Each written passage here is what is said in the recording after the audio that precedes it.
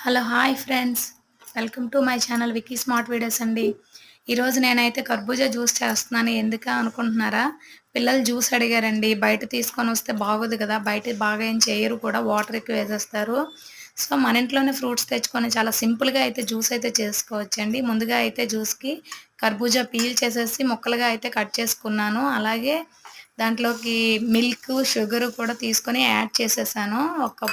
ఒక half cup sugar అయితే add చేశానండి. కొంచెం మిల్క్ కూడా యాడ్ చేసేసానండి. తరువాత కొన్ని ఐస్ క్యూబ్స్ అయితే తీసుకున్నాను. ఐస్ క్యూబ్స్ కూడా నేను జ్యూస్ చేసేటప్పుడే యాడ్ చేసేసానండి. ఎందుకంటే జ్యూస్ అంతా అయినాకేస్తే మరి ఐస్ ఎక్కువ వేసినా పిల్లలకి దగ్గైతే వచ్చేస్తుంది కదా! అందుకని చెప్పి కొన్నైతే జ్యూస్‌లోనే యాడ్ చేసేసి ఫైనల్‌గా గ్రైండ్ చేసేసానండి. పిల్లలు చాలా ఇష్టంగా జ్యూస్ అయితే తాగారు. వాళ్ళకి బాగా నచ్చింది. మీకు కూడా నచ్చితే మన ఛానల్ లైక్ చేయండి, షేర్ చేయండి, సబ్స్క్రైబ్ చేయండి ఫ్రెండ్స్. Bye friends.